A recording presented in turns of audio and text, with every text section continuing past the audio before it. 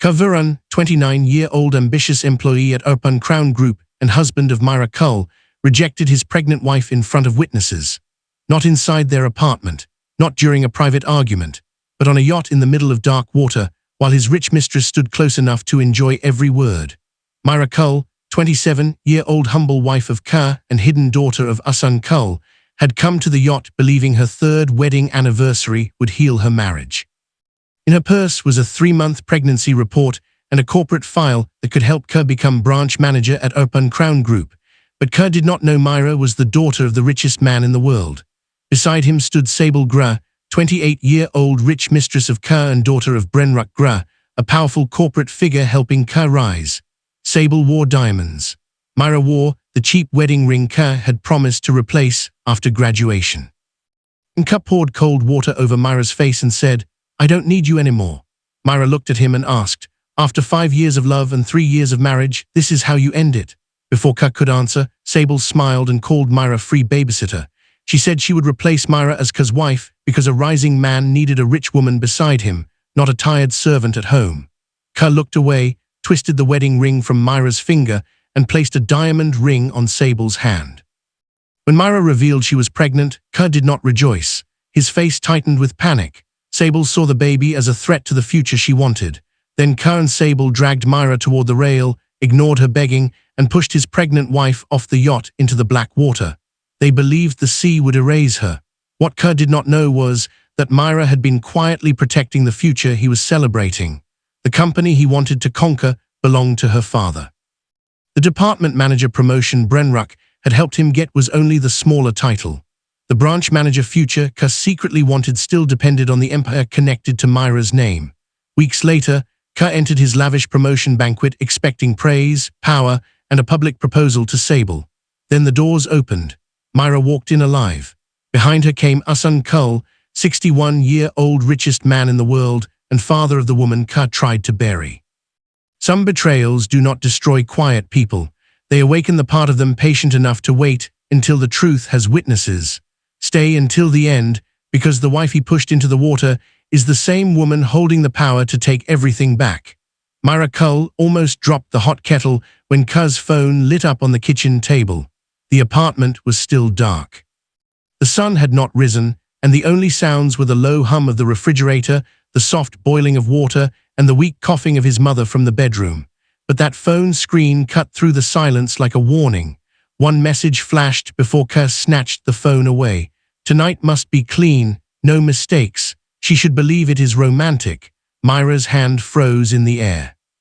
She was Keir's wife, a quiet administrative worker at Orson Cael Group, and the woman everyone in that apartment treated like she had nowhere else to go. Her face was soft, her clothes were simple, and her voice was usually calm. No one looking at her would guess she was hiding a name powerful enough to shake the richest boardrooms in the world. Across the table sat Keir. He was already dressed in his navy suit, his hair combed perfectly, his shoes shining so brightly that Mira could see the kitchen light reflected in them. He looked prepared for success. He also looked like a man who no longer noticed the woman who helped him reach for it. "What was that message?" Mira asked softly. Keir smiled too quickly. "A colleague," he said, "helping me arrange your surprise." "My surprise?" He reached for his coffee without thanking her. "It is our anniversary, isn't it?" Those words should have warmed her heart. Instead, they made her chest tighten. Today was their third wedding anniversary. 5 years ago, they had been campus lovers with empty pockets and loud dreams. 3 years ago, she had married him because she believed love did not need diamonds to be real. Now, in their small apartment, every corner carried proof of what she had given. Keir's shirts were washed, ironed, and hanging by the door. His work files were stacked neatly beside his briefcase. His mother's medicine was arranged in small plastic cups by hour. A grocery list, written in Mira's careful handwriting, sat beneath 2 unpaid bills. From the hallway came another cough. Keir Varron, 58, Keir's widowed mother and Mira's mother-in-law, walked slowly into the kitchen with one hand pressed against her waist. She was physically weak, but her tongue had never been weak. She lowered herself into the chair as if Mira had placed it there only to serve her. "Is breakfast ready?" Brunner asked. Mira placed a plate before her. Brunner glanced at the food, then at Mira's plain house dress. "You should stop acting special today. Anniversaries are for women whose husbands are proud to show them off." Keir did not defend her. Mira kept her eyes down, but her fingers tightened around the edge of the counter. She had been quiet for 3 years. Quiet when Brunner called her useless. Quiet when Keir came home late and said office work was too important for questions. Quiet when people at company events looked past her because she seemed ordinary. But today, Mira had planned to stop hiding. Inside her handbag, under a folded scarf, were 2 envelopes. The first held her 3-month prenatal report. She was pregnant with Keir's child. The second held a private corporate recommendation from Ulper, Mira's older brother and a senior executive at Orson Cael Group. Ulper had agreed to start a branch manager review for Keir after Mira buggered him to give her husband a real chance. It was not a final promotion yet.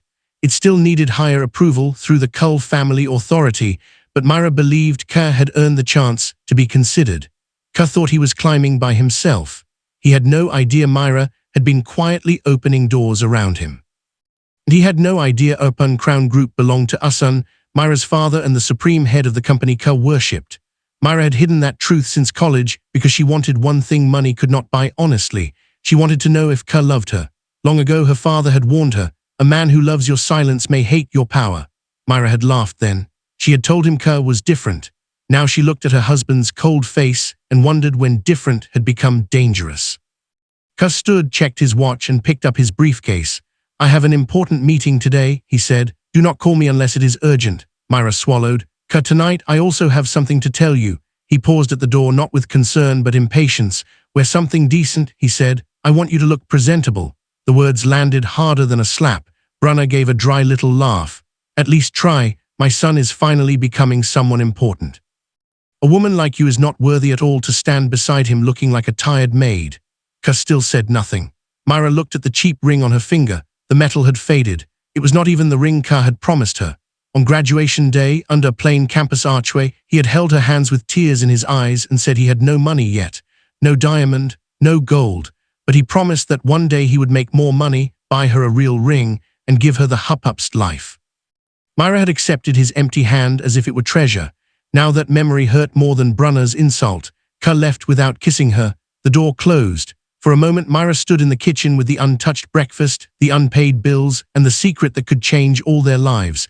Then her phone rang. It was Ulper. "Mira," he said, his voice low, "the branch manager file is almost ready, but something is wrong." Her heart began to beat faster. "What do you mean?" "Someone else is moving around Keir," Ulper said. "A woman with influence. Her name is Sable. She works inside Orson and her father has been pushing Keir for a separate department manager promotion." Mira gripped the counter. "Her father, Brenruck Ulper said, senior corporate figure. He does not control the group, but he controls enough internal recommendations to make Keir believe he owes him." Before Mira could answer, another message entered her phone. It was from Keir. "Come alone tonight. I'll send the address. I want to show you the future." Mira looked at her handbag, where her pregnancy report waited beside the truth of her identity. Then she whispered, "So will I," but as the first light touched the window. Mira did not know that Keir was not preparing to build a future with her. He was preparing to remove her from his. Mira's breath caught when the company archive screen loaded. There in black letters was Keir's name. Keir Varron, department manager promotion approved. For a moment she could not move. Her fingers stayed on the mouse. Her eyes searched the screen again and again, hoping she had misunderstood. But the next line made her stomach turn cold. Recommended by Branrick Greer. Supported by Sable Greer, Mira stepped back from the desk as if the screen had burned her. That morning, Lior had warned her that someone with money was moving around Keir. Now she could see it was true. Keir had not mentioned any promotion. He had not mentioned Sable's support. He had only sent her a message about a romantic surprise and told her to come alone. Her hand moved slowly to her stomach. The child inside her did not know fear yet, but Mira did. Before she could think clearly, a voice came from behind her. "Mira, are you okay?" Nessa Quill, 26, Mira's quiet co-worker at Orson Cael Group and the closest friend Mira had inside the company, stood near the archive door. Nessa had kind eyes, a careful voice, and the habit of noticing pain other people ignored. Mira quickly closed the archive page, but Nessa had already seen enough. "That is Keir's name," Nessa said. "And Sable," Mira tried to smile. "It is probably nothing." Nessa looked at her for a long second. "You always say that before something hurts you." Those words followed Mira as she left the archive room. The hallway lights of Orson Cael Group were bright and clean, but Mira felt like she was walking through a place full of shadows. Every glass wall reflected her simple blouse, her tired eyes, and the cheap ring on her finger. People passed her without looking twice. To them, she was only Keir's plain wife, a low-level worker who kept her head down. None of them knew her father owned the building. None of them knew she could have changed Keir's life with one phone call, and that was how Mira had wanted it. 5 years earlier, she had met Keir on campus when he was brilliant, poor, and angry at the world. Other students laughed at his worn shoes. Keir pretended not to care, but Mira saw the way his jaw tightened. She saw the shame he tried to bury, so she sat beside him in the library. She helped him study. She bought him meals and pretended she had ordered too much. When he wanted to quit before graduation, she stayed up all night reading his project notes with him until his hope returned. Keir loved how Mira made him feel important. Mira loved how Keir made her feel normal. She used her late mother's family name in school records and kept the Cael name hidden. She told Lior not to interfere. She begged Orson to let her choose love without bodyguards, titles, or fear. After graduation, Keir proposed under plain campus archway. He had no ring. His hands shook as he held hers. "I don't have much money now, Mira," he had said, "but I will make more. I swear I'll give you a real ring one day. I'll give you the happiest life." Mira had believed him. She had not needed a diamond. She had needed his heart. Their first years of marriage were hard, but they were not empty. Mira cooked when there was little food. She cleaned when she was tired. She cared for Bryn when Bryn's health failed. When Keir failed interviews, Mira sat beside him on the floor and told him he was not a failure. When Keir finally applied to Orson Cael Group, Mira quietly asked Lior to make sure his file was reviewed fairly, not favored, not lifted by her name, just seen. She wanted Keir to rise with dignity, but success changed him in small ways first. He stopped saying thank you, then he stopped coming home early. Then he started calling Mira simple when he thought she dressed too plainly for company events. Bryn began telling neighbors Mira was only useful as a free babysitter, someone to cook, clean, and watch over an old woman without complaint. Mira endured it because she believed pressure had made Keir cold. Then Sable began appearing, a perfume scarf left on Keir's office chair, a gold lighter in his drawer, though Keir did not smoke, a coffee cup with red lipstick on the rim. Sable never touched Keir in front of Mira. She was too clever for that. She only left signs, small enough for Keir to deny but sharp enough for Mira to feel. When Mira asked about her, Keir laughed. "You are insecure because you don't belong around important people," he said, the memory still strung. That afternoon, far from the company archive, Keir stood inside a private boat rental office near the marina. The booking form listed the purpose as anniversary surprise for wife, which made the arrangement look romantic instead of suspicious. Davin Holt, 41, a boat rental worker who had never met Mira but would later become important to her survival, watched Keir sign the yacht charter agreement and push the deposit across the counter. Company policy required Keir to write the names of all guests boarding the yacht. Keir listed only himself and Mira, but Davin noticed 2 other guest names written on a second add-on sheet that Sable handed over after Keir signed. That small difference made Davin uneasy. Keir looked nervous. Then Sable entered wearing dark glasses and a smile too calm for an innocent woman. "Make sure your wife believes this is love," she said. "Poor women are sentimental. Use that." Davin looked up. Keir forced a laugh, but his hand trembled on the agreement, leaving damp prints near the signature line. Later, Mira stood outside the company building with the sealed branch manager recommendations still in her bag. It was the future she had planned to give Keir before she saw the promotion notice. Nessa followed her outside and pressed Mira's hand. "If that yacht feels wrong," Nessa whispered, "record everything, even if it is only for your own peace." Mira almost laughed at the fear in her friend's voice. Then her phone rang. Keir's voice came through soft and warm, almost like the boy from campus. "Mira, don't be late," he said. "I want tonight to be unforgettable." Mira looked toward the darkening sky and held her stomach. She did not know why his sweetness suddenly sounded like a locked door. Mira stopped at the edge of the dock when she saw Sable standing on the yacht. For one sharp second, the whole world seemed to tilt beneath her feet.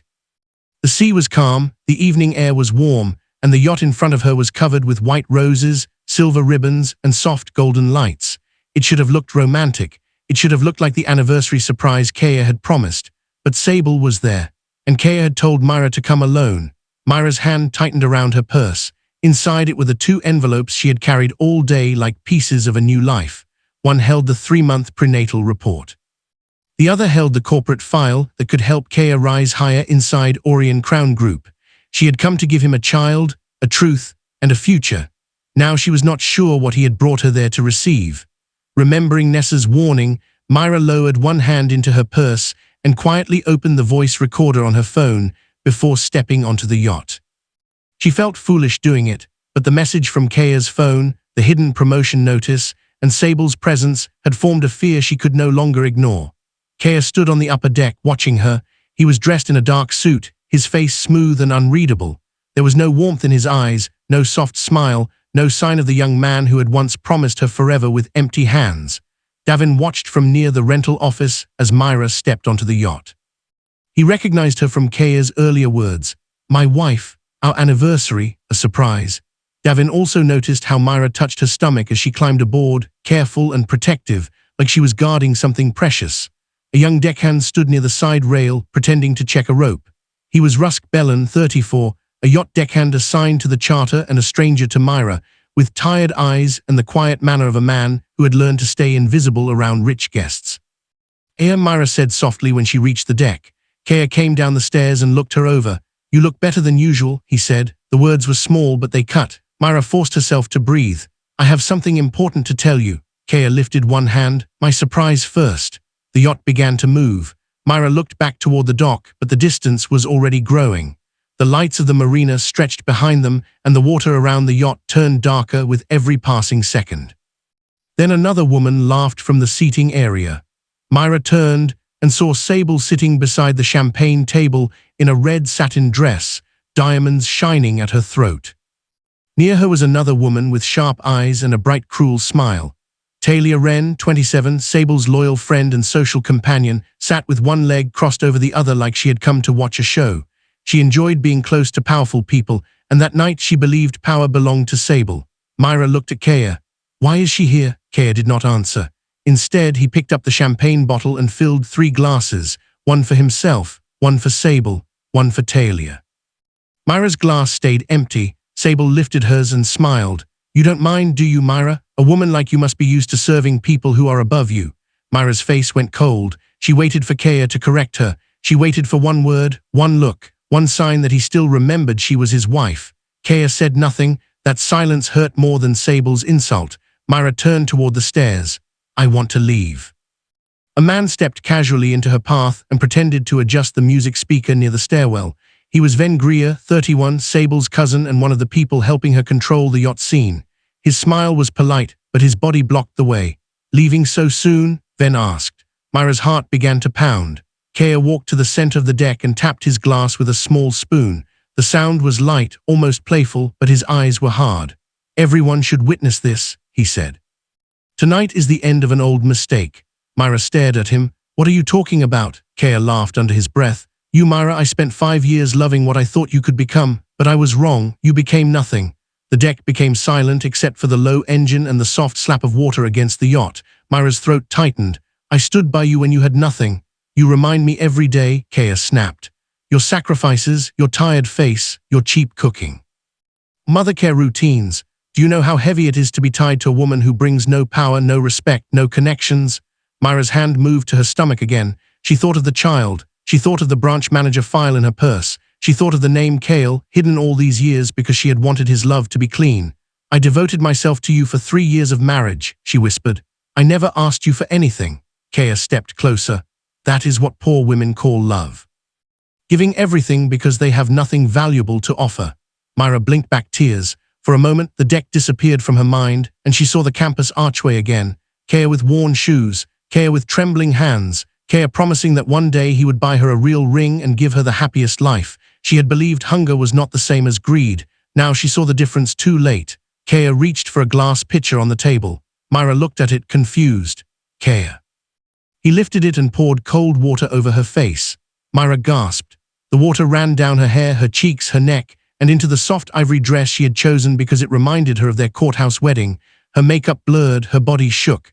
One hand flew to her stomach, protecting the secret he did not yet know. Sable laughed first. Then Talia laughed. Ven looked away, but he did not move. Rusk froze near the service door, his eyes fixed on Mira's trembling hands. Keir leaned close, his voice low enough to feel private and cruel enough to break her. I don't need you anymore. Sable tilted her head and smiled. And after tonight, I will be the woman beside him. A man like Keir deserves a wife who can open doors, not one who waits behind them. Mira looked at Keir through wet lashes. For one foolish second, when he grabbed her hand, she thought he might finally feel shame. Instead, he twisted the wedding ring off her finger. Sable lifted her hand. Keir opened a velvet box. Inside was the diamond ring he had once promised Mira, shining like a warning under the yacht lights. The diamond ring slid onto Sable's finger, while Mira's own wedding ring lay wet on the yacht floor. Mira could not breathe. The ring glittered under the golden lights, as if it had never belonged to a promise. Keir held Sable's hand like he was proud of what he had done. Mira stood before them with water dripping from her hair, her ivory dress clinging to her body, and her bare finger burning where her ring had been. Sable lifted her hand close to Mira's face. This is what belongs beside a rising man, she said. Not a free babysitter, not a woman who smells like soup and medicine. Mira's eyes filled with pain. Sable had chosen those words carefully. She knew Bryn used Mira like unpaid help. She knew Mira cooked, cleaned, arranged medicine, and cared for the woman who insulted her daily. Sable was not only stealing Keir, she was trying to erase every sacrifice Mira had made. Mira looked at Keir. You promised that ring to me. Keir's mouth twisted. Promises made before success do not count after success arrives. The words hit Mira harder than the water. For a moment, she was no longer on the yacht. She was back under the campus archway, looking at a poor young man with worn shoes and trembling hands. He had no money then, no ring, no power, but he had looked at her like she was enough. Now he looked at her like she was something blocking his path. Mira slowly reached into her purse. Keir's face sharpened. What are you doing? Her hands shook as she pulled out the envelope with the prenatal report. The paper was slightly bent from being carried all day close to her heart. I came here to tell you something, she whispered. Keir, I am pregnant. The deck went silent. Even the music seemed to fade beneath the sound of the water. For the first time that night, Keir's expression changed. Not with joy, not with love. His face tightened with fear. Sable snatched the envelope from Mira's hand before Keir could touch it. Mira reached for it. Give it back. Sable opened it and read quickly. Her smile died. The diamonds on her neck flashed as her chest rose and fell faster. 3 months, Sable said. Keir stared at Mira. You should have stayed quiet. Mira stepped back. That was when the truth settled into her bones. This was not only humiliation. This was not only an affair. The yacht, the distance from shore, the blocked stairs, the loud music, the hidden guests, and the false anniversary booking, everything had been arranged to make her disappearance look like a private tragedy. You planned this, Mira said. You brought me here to remove me. Keir moved toward her. Stop talking. There are records, Mira said, her voice shaking but clear. You rented this yacht in your name. People saw me board. Davin saw me. The marina has cameras. The company will know. Keir's eyes darkened because she was right. Talia shifted nervously near the champagne table. Sable, maybe this is too much. Sable turned on her. Weak people always ruin clean plans. Then Sable struck Mira across the face. Mira cried out and stumbled. Keir grabbed her arm so hard pain shot to her shoulder. His fingers dug into her skin, and Mira knew the bruise would remain if she lived long enough to see it. Rusk watched from the service corridor, frozen, then noticed him and stepped close. You saw nothing, he said quietly. Branrick Greer can ruin your job, your papers, and your life before morning. Rusk lowered his eyes, but he did not stop seeing. Above the small yacht bar, a tiny surveillance camera blinked red. Rusk knew the camera recorded only in short security loops unless someone preserved the file within 24 hours. That meant if Mira disappeared, the truth could still be saved if someone acted fast. Mira screamed for help, then turned the music louder. The sound swallowed her voice. As Mira struggled, her phone slipped from her purse and slid beneath a bench. The recording she had started before boarding was still running, catching voices, footsteps, and every cruel word the camera might miss. Keir dragged Mira toward the rail. After tonight, he said, breathing hard, everyone will believe you jumped because you were unstable. My mother will tell them how strange you acted. Sable will stand beside me, and I will finally have peace. Mira's tears fell, but something inside her became still. I hid who I was, she said, because I wanted to see your heart before I gave you my world. Keir laughed in her face. Your world, he said. Your world is a rented apartment, unpaid bills, and my mother's medicine cups. Sable stepped closer, her diamond ring flashing on her hand. The water is cold enough to finish this conversation. Keir and Sable pushed Mira against the rail. Mira clutched Keir's sleeve. Think of our child. For 1 second his eyes flickered. Sable saw it and grabbed his arm. "Choose her and you lose me, choose me and you become untouchable." Keir looked at Mira, then he chose. They pushed her overboard. Mira's body hit the black water with a violent splash. Cold swallowed her. The yacht lights broke into golden pieces above her head. She tried to scream, but water filled her mouth. Under the surface, her mind flashed to Orson's voice from childhood. He had taught her to swim when she was small, long before she understood wealth or danger. When power is hidden, her father had told her, survival must be learned first. Mira kicked. Pain tore through her body, but she kicked again. Above her on the yacht, Keir stared at the water, shaking. Sable wiped her hands slowly. "Now go celebrate your promotion." Across the marina, Orson Cael, 45, a harbor security operator responsible for watching the marina cameras, leaned toward his monitor as the yacht returned with one passenger missing. The guest log said Keir had boarded with his wife, but the camera showed Keir returning without her. And beneath the bench, Mira's phone kept recording in the dark. Mira's hand broke through the black water once, then vanished again. Cold filled her mouth. Her dress dragged her down. Pain burned through her chest as she fought the current with the last strength in her body. Above her, the yacht lights moved farther away, small and golden, like a cruel dream leaving her behind. She kicked again. Her body wanted to stop, but her mind would not let her. She remembered Keir's hand pushing her. She remembered Sable's diamond ring. She remembered the prenatal report in Sable's hands, the proof of the child Keir had not wanted to face. Then she remembered Orson's voice from childhood. When power is hidden, survival must be learned first. Mira forced her arms through the water. Near the harbor, Rusk stood shaking beside a maintenance skiff. Guilt had followed him off the yacht like a second shadow. He had not saved Mira when Vun threatened him, but he could not let the water keep her. He pointed into the darkness and shouted for help. Vun heard him and ran from the rental office. He had already known something was wrong. Keir had rented the yacht for a romantic surprise, but the yacht had returned with one less person. Orson had also called from the security booth to report the same problem, so Vun grabbed a flashlight and climbed into the skiff. The beams swept across the water. "There," Rusk shouted. They pulled Mira out barely alive. Her lips were blue. Her skin was ice cold. Her fingers were curled tightly, as if she was still holding the wedding ring Keir had stolen from her. She coughed once, weak and broken, then fell silent. Vun pressed 2 fingers to her neck. "She has a pulse," he said. "Call emergency now." By the time Mira reached the hospital, her body had survived what her heart had not. A doctor moved quickly around her bed. She was Dr. Varron, 46, the emergency doctor assigned to Mira after the rescue and the first medical witness to understand the violence done to her. Her face was calm, but her eyes carried sorrow as she read the scans, examined the bruises, and listened to the nurses report what had happened. Mira woke under white lights. Her throat burned. Her body felt heavy and empty. The first thing she did was touch her stomach. Dr. Sun did not speak at once. Mira looked at her and understood before the words came. "No," Mira whispered. Dr. Sun's voice was gentle. "I am sorry, the baby is gone." Mira did not scream. She turned her face toward the wall. One tear slid down, then another. After everything Keir had done, some small part of her had still hoped the child had survived. That hope had been the last warm thing inside her. Now even that was gone. A few minutes later, she asked the question that hurt her pride to ask. Did Keir come? No one answered. That silence told her more than words. Nussa arrived first, crying so hard she could barely say Mira's name. She had come because Mira's last shared location still showed the marina, and when Mira stopped unsung, Nussa called Ulpa.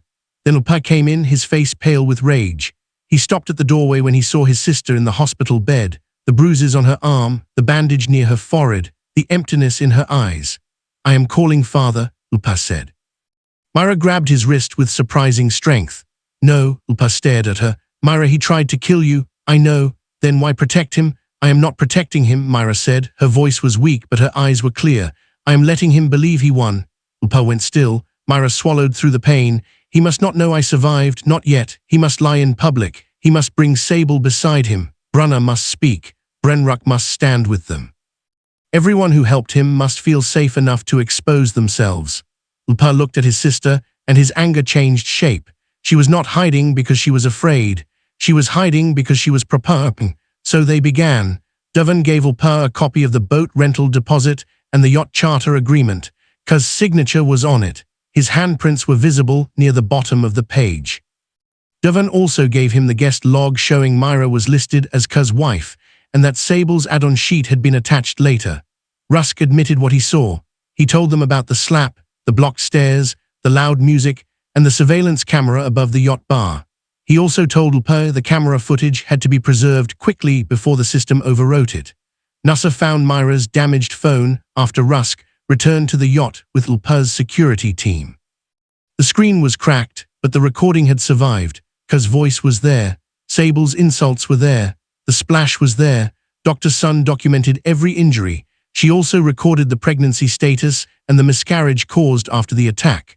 Uncovered the harbor camera timestamps showing Mira boarding the yacht alive and Keir returning without her. Every piece connected. Every lie Keir planned to tell already had an answer. While Mira lay in the hospital, Keir returned home with damp fear hidden under clean shirt. Brunner looked up from her chair and asked, "Is the burden gone?" Keir said Mira was unstable and probably dead. If anyone asked, she had jumped after another emotional breakdown. Brunner nodded. She said she would tell people Mira had disrespected her, shouted at her, neglected her medicine, and acted strange for weeks. Later, Sable entered wearing the diamond ring. She told Keir that Brenruck had arranged a lavish banquet to celebrate his department manager promotion. It would also be the perfect place to introduce her as the woman who truly stood beside him. Keir hesitated only once. "She was pregnant," he whispered. Sable placed his hand over her ring. "Ambition requires sacrifice." Keir looked away and chose ambition again. That night, Orson finally entered Mira's hospital room. He did not come with noise. He came quietly, grief carved into his face. Mira expected anger. Instead, her father knelt beside her bed and kissed her bruised hand. "You hid your name to test love," he said. "Now use your name to deliver justice." Mira looked at the sealed Orson Crown Group header file on the table. It was the document once meant to lift Keir higher. Now it would bury him. Then Lpa entered with one final update. "Keir's banquet is in 2 weeks," he said. "Brunner will attend. Sable will stand beside him. Brenruck will host it. And Keir plans to propose publicly." Mira picked up the first page of the divorce agreement and signed with a shaking hand. "Then let him kneel twice that night," she said. "Once for her, once for mercy." Outside the hospital window, the city lights shone like tiny witnesses, waiting for the night every lie would be called by name. Keir's first lie about Mira came before her hospital bruises had even turned dark.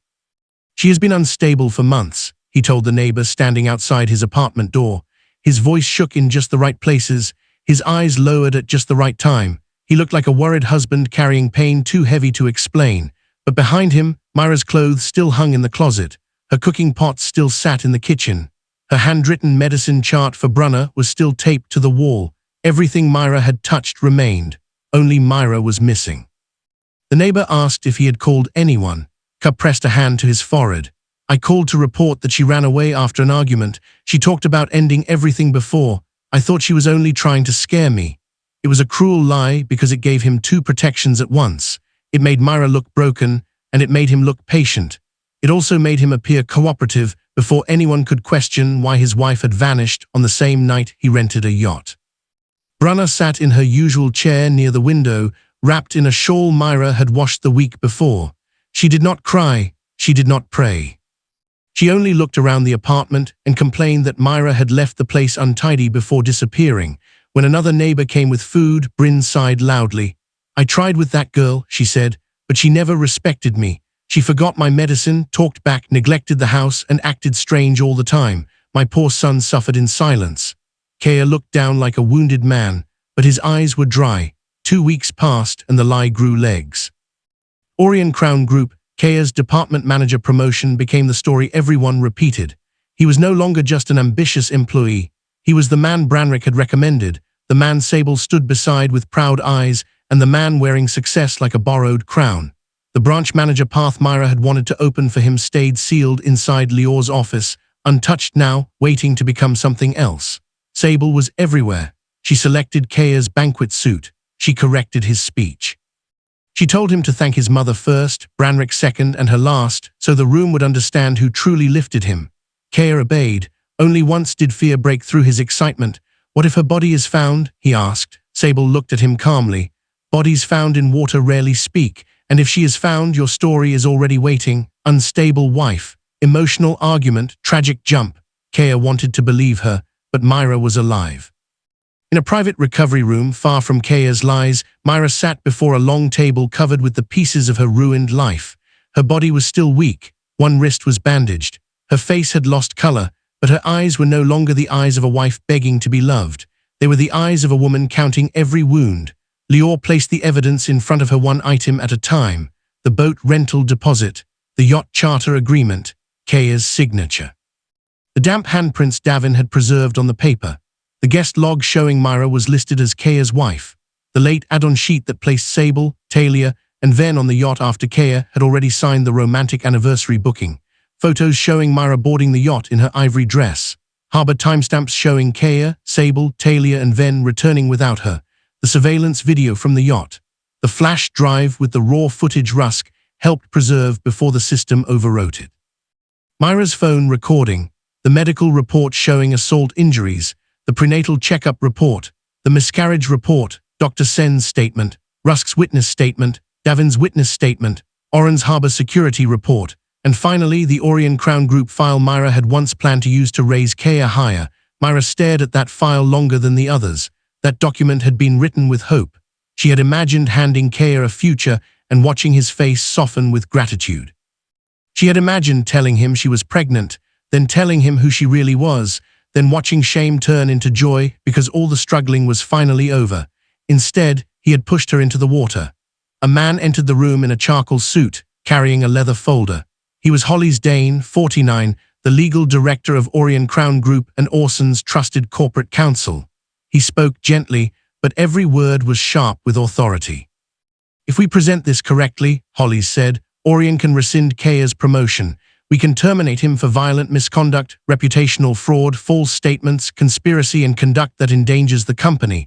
The police can handle the criminal side. We will not overstate anything. We will present what the evidence supports." Lior folded his arms. "Then we do it now." "No," Mira said. Everyone looked at her. Her voice was quiet, but it stopped the room. "Not yet." Lior's face tightened. "Mira, he is lying about you while you are still healing. I know. He is celebrating while your child is gone." Mira closed her eyes for a moment. The pain moved through her, deep and silent. When she opened them again, her tears had not fallen. "That is why he must stand on a stage first," she said. "He must thank the wrong people. Bryn must lie in front of witnesses. Sable must stand beside him. Branrick must show the room he supports them. Keir must propose to her publicly." Nessa covered her mouth, understanding. Mira touched the divorce papers beside her. "Then nobody will call this a private marriage problem. They will see the whole machine that helped him bury me." For a moment, Mira remembered the first year of marriage, when Keir came home after another rejected job interview. He had thrown his resume on the floor and said he would never become anyone. Mira had knelt, picked up the pages, and told him, "I don't need you powerful, I only need you honest." Now she understood. Honesty was the one thing he had never planned to keep. On the morning of the banquet, Keir stood in front of the mirror while Tyvan Ma, 30, Keir's jealous co-worker and banquet helper, adjusted the event notes beside him. Tyvan hated Keir's sudden rise, but he loved being close to power, so he smiled and served. Then a plain envelope arrived at the apartment. No name, no address. Keir opened it. Inside was Mira's cheap wedding ring, the same ring he had twisted off her finger before pushing her into the black water. Keir dropped it like fire. Sable stared at it and forced a laugh. "It is a prank." But across the room, Bryn's lips trembled. "What if," she whispered, "the dead woman is not dead?" And somewhere far from that apartment, Mira's black dress was already waiting. Keir nearly dropped his glass when the banquet hall doors opened. For one wild second, he thought Mira had walked in. His face drained of color. His hand tightened around the stem of the glass until his knuckles turned white. The cheap wedding ring from the morning still burned in his memory. He had thrown it into a drawer, but he could still feel it there, waiting like an eye that refused to close.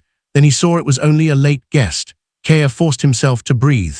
The banquet hall was too beautiful for fear. Gold lights hung from crystal chandeliers. White roses covered every table. Silver plates shone under soft candlelight. At the front of the room, a giant screen displayed his name in bold letters, celebrating excellence, loyalty, and leadership. Keir stood beneath those words like they belonged to him. A few years ago, he could barely afford a proper suit. Now corporate executives were shaking his hand. Board guests were smiling at him. People who once ignored him were saying his name with respect. Near the front table stood Edrin Vale, 56, a senior corporate executive at Orson Cael Group and one of the powerful guests invited to honor Keir's promotion.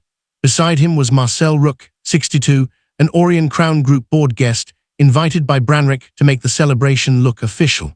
They did not know that the man they were praising had tried to bury his wife in black water. Keir told himself nobody knew. Then Sable slipped her hand through his arm. Diamond ring glittered on her finger. She looked perfect in a silver gown, smiling like a woman who had already taken Mira's place. Bryn sat at the front table in a silk shawl Sable had bought for her, looking proud and pleased, as if she had finally received the daughter-in-law she believed she deserved. "My son looks like a real leader tonight," Bryn told the guests around her. Sable helped him become this, not like Mira, who only knew how to act humble and cause trouble at home. Talia laughed too loudly.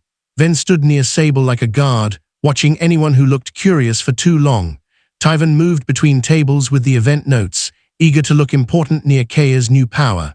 At the side of the hall, Corvin Hale, 44, the head of Banquet security, hired to control the private promotion event, quietly checked the guest list with 2 guards.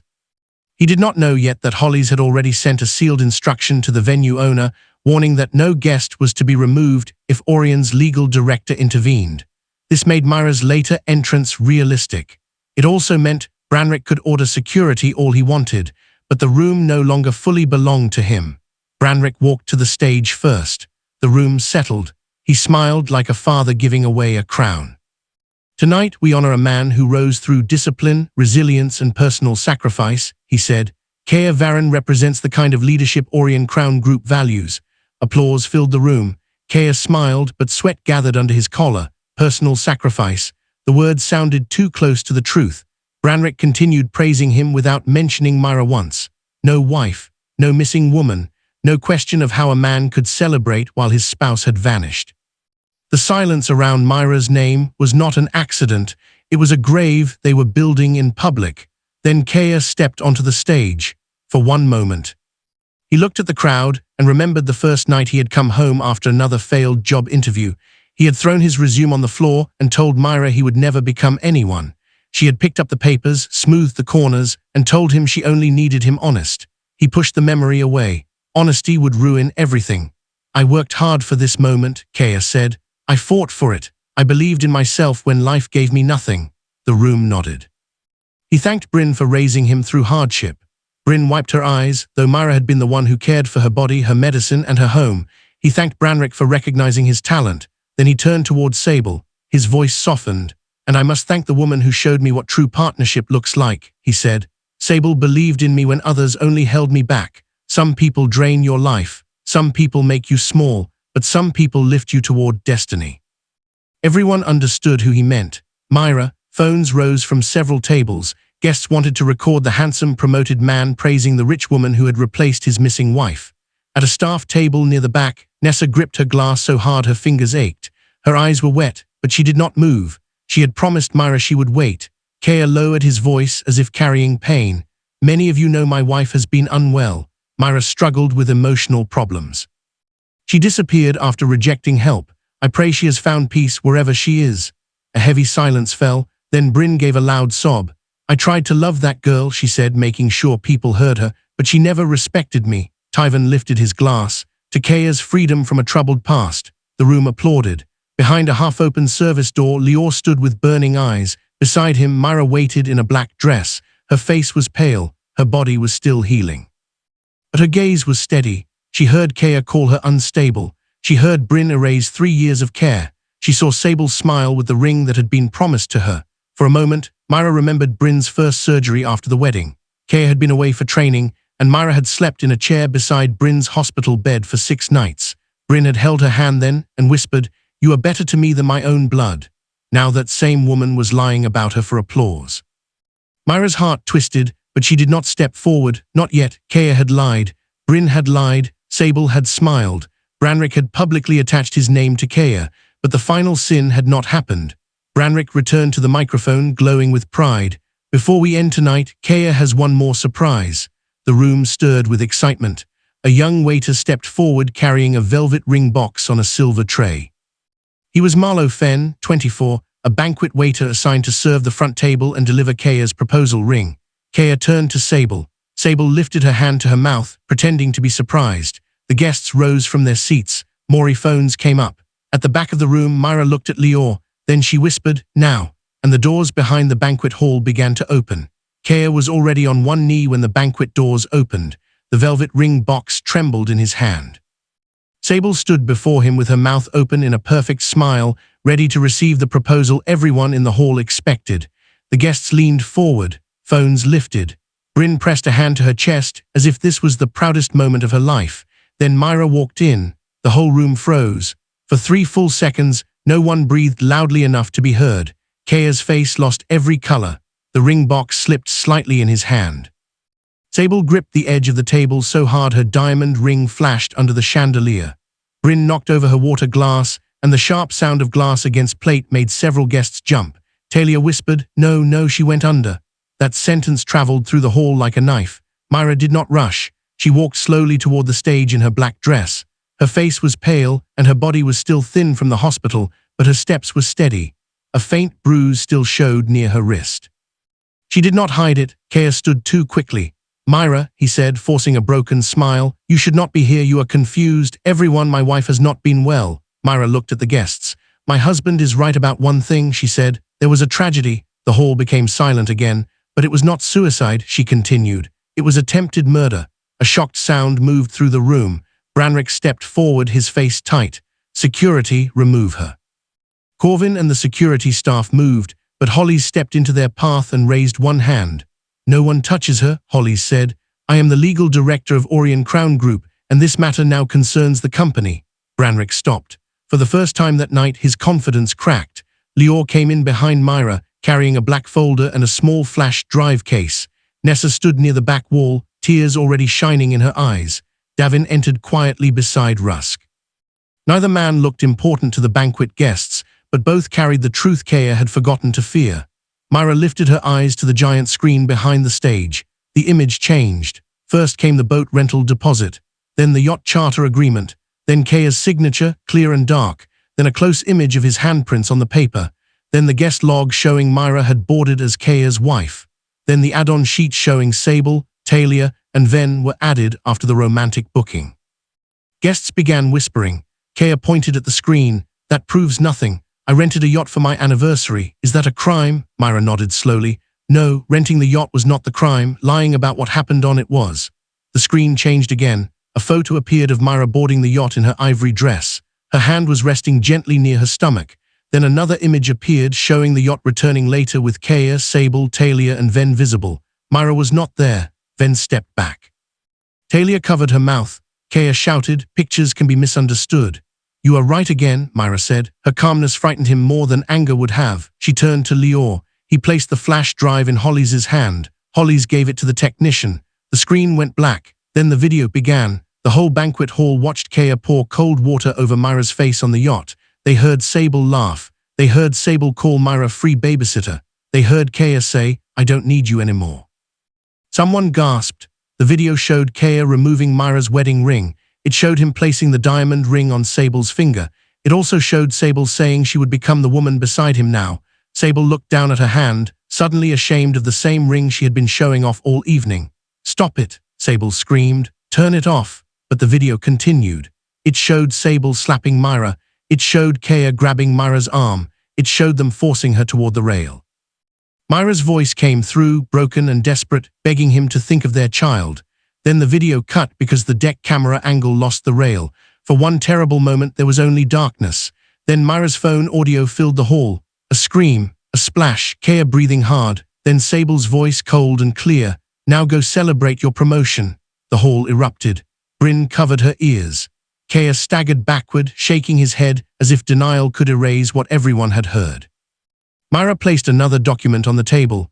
"This is my 3-month prenatal checkup report," she said. Her voice broke for the first time. He did not only push his wife into the water, he pushed his pregnant wife. Dr. Sen stepped forward and confirmed the medical findings. Mira had been pregnant before the incident. She had suffered assault injuries. After the rescue, she had lost the baby. Mira closed her eyes for 1 second. In that darkness, she remembered standing in a thrift store during her first year of marriage, choosing between a winter coat for herself and a better briefcase for Keir's job interviews. She had bought the briefcase. Keir had carried it into Orson Crown Group like it was proof of his own hard work. Now that same company's screen was showing his crimes, Mira looked back at the audience. Everything you have seen tonight supports charges of violent assault, attempted murder, conspiracy, false statements, and marital betrayal, she said. The police will decide the criminal counts. Orson will decide whether a man like this is fit to hold power. Sable's voice cut through the noise. She is still just a bitter poor woman trying to destroy people above her. Mira opened her eyes. You keep saying above me, she said. Let us finally measure that. She reached into the black folder and removed a document printed on the official header of Orson Crown Group. The executives froze. Brenruck went pale. Ulpa stepped beside Mira. Careful, Brenruck. That header cannot be forged, and you know who must authorize it. The banquet doors opened again. This time 2 bodyguards in black entered first. Then Orson Cael walked in, and the room learned that Mira had not come alone. The banquet hall went silent the moment Orson walked in. Men who had laughed at Cael's speech stood straight. Executives who had applauded the lies lowered their glasses. Even Brenruck, who had been acting like the king of the room, stepped back as if the floor had shifted under him. Cael stared in confusion. He knew Orson as the supreme head of Orson Crown Group. He knew Orson's signature appeared on the highest company orders. He knew people waited years just to stand near him in a boardroom. But he did not understand why Orson had entered because of Mira. 2 bodyguards walked behind Orson. One was Cael Thunner, 38, Orson's lead bodyguard, and the man assigned to protect Mira during the banquet reveal. His face showed no emotion as he watched the room. The other guards stayed near the doors, blocking every easy escape. Orson did not look at Cael first. He walked straight to Mira. The whole room watched as the richest man in the world placed one hand gently on her shoulder. My daughter, Orson said, his voice deep and steady, you may finish. The word daughter broke the room. Sable's lips parted. Daughter? Brunner grabbed the edge of her chair. Her face looked empty, as if every insult she had thrown at Mira had suddenly returned to choke her. Cael took one step back. No, he whispered. That is not possible. Mira turned toward the guests. For years she had hidden behind simple clothes, quiet words, and a name people did not fear.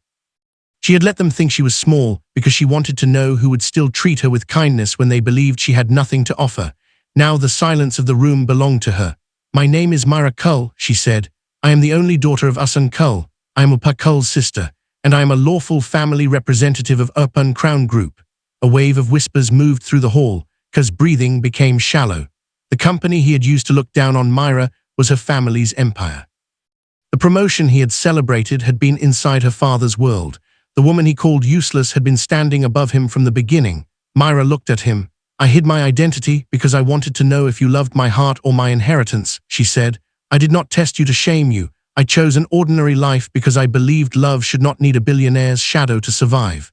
Her voice shook, but she did not break. I want to give you my world, she continued. But first I needed to see your true self.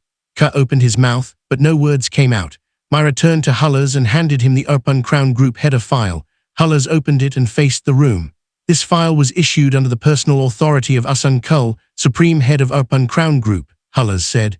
It was originally prepared to begin a branch manager review for Keir Varron, pending final approval. After tonight's evidence, that purpose has been lawfully withdrawn. Cael's knees weakened before Hullers even finished reading. By emergency authority of Orson Crown Group, Hullers continued, Keir Varron's department manager promotion is rescinded immediately. His title is revoked. His employment is terminated for violent misconduct, reputational fraud, false statements, conspiracy, and conduct undunjung the integrity of the company. Cael staggered. The screen behind him still carried the words excellence, loyalty, and leadership. Now they looked like an accusation. The banquet built to honor him had become his firing ceremony. Brenruck rushed forward, panic breaking through his polished face. This is not my responsibility. I only supported Keir professionally. I knew nothing about what happened on that yacht. Mira opened another folder. Then explain these. Emails appeared on the screen, private messages, promotion notes, proof that Brenruck knew Sable and Keir were involved while Keir was still married. Proof that Brenruck pushed Keir's department manager promotion to protect his daughter's future. Proof that Brenruck wanted Keir publicly tied to Sable before Mira's disappearance could become a scandal. Brenruck's face turned grey. Hullers looked at him coldly. Brenruck Grah is suspended from all company authority pending board investigation. He is removed from decision-making power immediately. Any evidence of criminal cover-up will be provided to law enforcement. Sable screamed. You cannot do this to us. For the first time, Orson looked at her. The room seemed to grow colder. You wore a ring taken from my daughter, he said, after you helped throw her into the water. Sable looked down at the diamond on her hand. The same ring she had raised proudly in Mira's face now felt like a chain. With shaking fingers, she pulled it off. No one reached for it. The ring fell to the floor and rolled across the stage. Keir placed Mira's old cheap wedding ring on the table. The two rings sat near each other, one bright and one faded. One was bought for betrayal. One had carried years of sacrifice. The contrast silenced even the cruelest mouths in the room. Then Keir fell to his knees. He crawled toward Mira, crying so hard his words broke apart. Mira, please, my wife, my love, I was confused. Sable pushed me. I did not know who you were. I did not know you were carrying my child. Give me another chance. Mira looked down at him. For a moment she saw the young man from graduation again. No ring, no money, empty hands, bright eyes, a promise that had once sounded like home. Now he was kneeling again. But this time his hands were not empty because of poverty. They were empty because he had thrown away everything real. You did not need to know I was rich to avoid killing me, Mira said. You did not need to know I was powerful to respect me. You only needed to know I was your wife. Keir grabbed the edge of her dress. Please do not call the police. Mira looked past him. Near the entrance stood Detective Arnie Vusk, 43, the lead police officer waiting nearby to arrest Keir after Mira's evidence was presented. Other officers entered behind her, moving calmly through the stunned guests. Keir followed Mira's gaze and went white. This time, there was no dark water beside him, and nowhere left to hide what he had done. The police stepped onto the stage, and Keir screamed like a man waking inside his own grave. No, he cried, still on his knees before Mira. No, you cannot do this. Mira, please, you cannot let strangers take your husband away. The guests moved back in fear. Chairs scraped against the floor. Glasses shook on the tables. The golden banquet hall that had been built to honor Keir now looked like a courtroom with chandeliers. Detective Vusk walked toward him with calm eyes. Keir reached for Mira's dress again, but Keil moved one step forward and Keir pulled his hand back. We shared 5 years, Keir buggered. 5 years of love, 3 years of marriage. Every couple makes mistakes. Mira looked down at him. For a moment, grief and disgust crossed her face together. She remembered campus nights, cheap meals, rejected resumes, and the way he once held her hands like she was his only hope. Then she remembered the black water closing over her head. A mistake is forgetting an anniversary, she said. A mistake is losing your temper. Pushing your pregnant wife into the water so you can marry a rich woman is not a mistake. The room fell silent. Detective Vusk began reading Keir his rights. Sable suddenly turned and ran toward Brenruck. Father, stop them. But Brenruck stepped away from her. That one small step destroyed her more than any insult could. For the first time, Sable understood that the protection she had trusted all her life was collapsing. Her money, her father's name, her diamonds, and her pride could not cover the sound of Mira's scream on that recording. Brunner began wailing at the front table. Mira, you are cruel, she cried. He is your husband. A wife should forgive. Mira turned to her slowly. For 3 years, Mira had cooked for Brunner, cleaned for her, arranged her medicine, washed her clothes, carried her to appointments, and slept beside her hospital bed when Keir was away. She had taken insults in silence because she believed caring for Keir's mother was part of loving him. Now Brunner looked at her only because she needed mercy. You did not lose a daughter-in-law tonight, Mira said. You lost the woman you treated like unpaid help. Brunner opened her mouth, but no words came. Hullers placed the divorce agreement on a small table near the stage. Keir shook his head violently. I will not sign. Mira belongs to me. Hollies looked at him coldly. The divorce filing can proceed without your dignity. Signing tonight only confirms you received the agreement and prevents you from pretending later that this conversation never happened. Orson took one step closer. He did not shout. He did not threaten. He only stood there, quiet and powerful, and Keir's courage died under his gaze. Keir picked up the pen with a shaking hand. He signed. Then Mira signed beneath him. She did not cry while writing her name. That frightened Keir more than her anger. The woman who had once waited for his love was gone. In her place stood a woman who had survived the water, buried her child, gathered her evidence, protected her dignity, and returned only when the truth could no longer be hidden. Detective Vusk ordered the officers to take him. Sable was detained for questioning based on the video, audio, witness statements, and assault evidence. Talia and Venn were separated after Rusk identified them as present on the yacht. Branrick was escorted out by corporate security, while Hollies informed him that the board investigation would decide what corporate action came next and what materials would be turned over to law enforcement. As the officers dragged Keir past Mira, he made one final plea. "Mira, please," he sobbed. "I did not know who you were." Mira looked at him with quiet pain. "That was the point." Keir froze. "I hid my identity because I wanted to see whether you loved me when you thought I had nothing," she said. "And when you thought I had nothing, you decided I deserved nothing. Not respect, not loyalty, not even life." Keir broke down completely, but the doors closed behind him. The hall stayed silent. Then Orson removed his coat and placed it around Mira's shoulders. In that moment, he was not the richest man in the world. He was only a father covering his wounded daughter. Nessa hugged Mira carefully. Lior stood beside them, his jaw tight with emotion. Davin and Rusk gave their final statements to the police, their earlier fear now replaced by relief. Mira looked at the two rings on the table, her faded wedding ring, Sable's diamond ring. She took neither. Instead, she closed the Orion Crown Group header file and walked away from both. The next morning, the truth spread everywhere. Mira was no longer the missing, unstable wife Keir had described.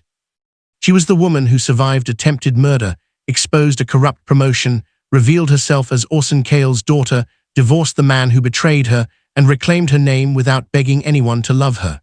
At Orion Crown Group, Mira stood beside Orson and Lior at an emergency board meeting. She was not hidden anymore. Her first decision was not revenge. It was reform. Every promotion tied to Branrick's influence would be reviewed. Every abuse report buried under executive protection would be reopened. Every powerful person who believed cruelty could be hidden behind status would learn what Keir learned too late. Hidden worth was still worth.